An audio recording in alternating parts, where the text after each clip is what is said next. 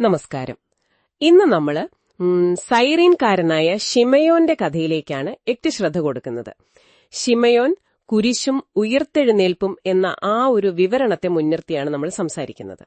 ശിമയോൻ യേശുവിന്റെ കുരിശുമരണം കാണാൻ വന്ന ഒരാൾ. അതെ.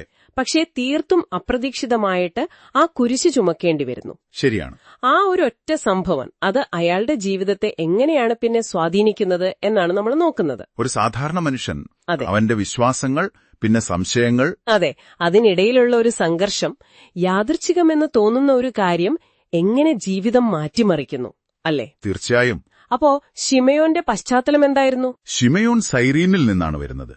കരുത്തനായ ഒരു മനുഷ്യൻ, ഒരു തീർത്ഥാടകനായിട്ട് അല്ലെങ്കിൽ ഒരു കാഴ്ചക്കാരനായിട്ട് യെരുശലേമിലെത്തുന്നു. യേശുവിനെപ്പറ്റി കുറച്ചൊക്കെ കേട്ടിട്ടുണ്ട്. ദൈവരാജ്യം, സ്നേഹം, ഇതൊക്കെ. അപ്പോ ഒരു കൗതുകമുണ്ടായിരുന്നിരിക്കണം, ഒരു അസ്വസ്ഥതയും. കാരണം പാരമ്പര്യ വിശ്വാസങ്ങൾ. അതെ, അതിൽ ആഴത്തിൽ വിശ്വസിക്കുന്ന ആളാണ്. അപ്പോ യേശുവിന്റെ വാക്കുകൾ ഒരു വ്യതിചലനം പോലെ അയാൾക്ക് തോന്നിയിരിക്കാം. ശരിയാണ്. യേശു ഒരു പ്രവാചകനാണോ അതോ ഒരു അപകടകാരിയായ ആളാണോ? അല്ല, അങ്ങനെ ഒരു സംശയം. അതെ, ആ ഒരു ചിന്താക്കുഴപ്പം മനസ്സിലുണ്ട്. നേരിൽ കാണാൻ ശ്രമിച്ചിരുന്നോ? ശ്രമിച്ചു, പക്ഷെ ഭയങ്കര ജനക്കൂട്ടം, അതിന് പറ്റിയില്ല. ഒടുവിൽ എന്തായാലും വന്നതല്ലേ, ഈ കുരിശുമരണത്തിന് വിധിക്കപ്പെട്ടവരെ കൊണ്ടുപോകുന്നത് കാണാമെന്ന് കരുതി ആ വഴിയരികിലേക്ക് മാറി നിന്നു, ഒരു കാഴ്ചക്കാരനായിട്ട്. അതെ. അങ്ങനെ നിൽക്കുമ്പോഴാണ് പൊടിയും ബഹളവുമൊക്കെയായി ആ യാത്ര വരുന്നത്. തന്റെ തൊട്ടുമുന്നിലൂടെ ആ ഭാരത്താൽ തളർന്നു നടന്നു നിന്ന യേശുവിനെ ശിമയോൻ കണ്ടു. പെട്ടെന്നാണ് പട്ടാളക്കാരിങ്ങനെ ചുറ്റും നോക്കുന്നത്. കുറച്ച് ആരോഗ്യമുള്ള ഒരാളെ അവർക്ക് വേണം, കുരിശു ചുമക്കാൻ സഹായിക്കാൻ. അതെ, അവരുടെ നോട്ടം നേരെ ചെന്ന് പതിച്ചത് ശിമയോനിലാണ്. ഒന്നും പറയാൻ പറ്റുന്നതിന് മുൻപ് ഒരക്ഷരം മിണ്ടാൻ സമയം കിട്ടിയില്ല.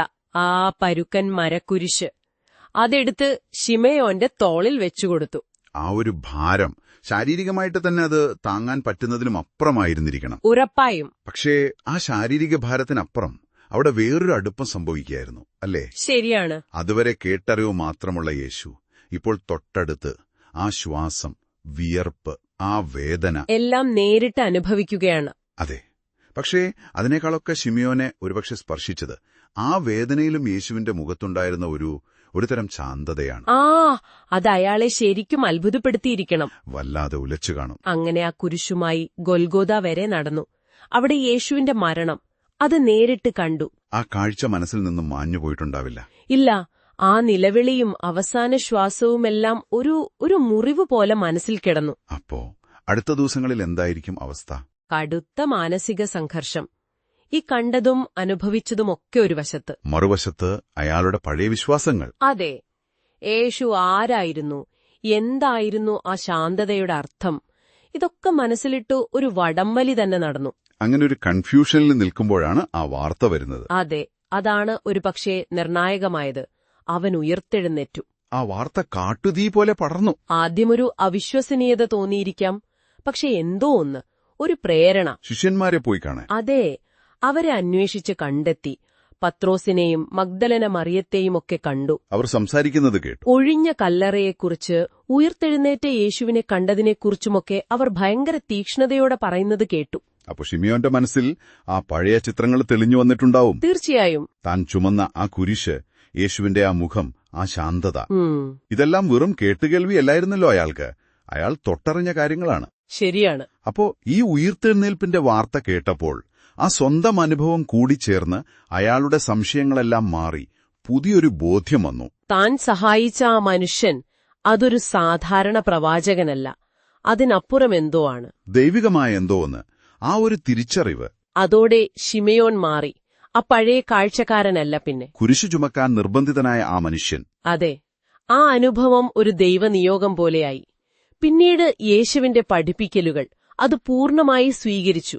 ഒരു പുതിയ ജീവിതം തുടങ്ങി. ഒരിക്കൽ ഭാരമായി തോന്നിയ ആ അനുഭവം പിന്നീട് ഉയിർത്തെഴുന്നേറ്റ ക്രിസ്തുവിനെക്കുറിച്ചുള്ള സുവിശേഷം പങ്കുവയ്ക്കാൻ അതിനൊരു പ്രചോദനമായി, ഒരു അപ്പസ്തോലനായി മാറി. ആ ഭാരം തന്നെ ഒരു ഭാഗ്യമായി മാറിയെന്ന് പറയാം. അതെ.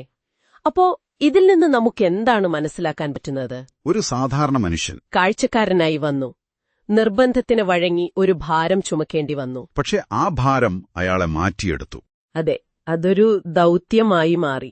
പിന്നീട് സന്തോഷത്തോടെ വേറൊരു ഭാരം, സുവിശേഷത്തിന്റെ ഭാരം ഏറ്റെടുത്തു. വ്യക്തിപരമായ നമ്മളാരും പ്രതീക്ഷിക്കാത്ത അനുഭവം, അല്ലെങ്കിൽ ഒരു നിർബന്ധിത പ്രവൃത്തി പോലും. ഒരാളുടെ ജീവിതത്തിന്റെ ലക്ഷ്യത്തെയും ദിശയെയും ഒക്കെ മൊത്തത്തിൽ മാറ്റിമറിക്കാൻ ശേഷിയുണ്ട് എന്നതിന്റെ ഒരു വലിയ ഉദാഹരണമാണിത്. ആ ഒരൊറ്റ ദിവസത്തെ അനുഭവം അയാളുടെ ജീവിതത്തെ മുഴുവൻ പുനർനിർവചിച്ചു. ശരിയാണ്. അപ്പൊ നിങ്ങൾക്കും ആലോചിക്കാനൊരു കാര്യം ഞങ്ങൾ വിടുകയാണ്. നമ്മുടെയൊക്കെ ജീവിതത്തിൽ ഇതുപോലെ അപ്രതീക്ഷിതമായി ചില ഭാരങ്ങൾ വരില്ലേ? ചെറുതോ വലുതോ ആകാം. ഒരു പക്ഷേ അത്തരം അനുഭവങ്ങൾക്ക് നമ്മളെ ഒന്ന് പരുവപ്പെടുത്താനും പുതിയൊരു വഴി കാണിച്ചു തരാനുമൊക്കെ സാധിക്കുമോ? അതെ, അതൊന്ന് ചിന്തിച്ചു നോക്കാവുന്നതാണ്.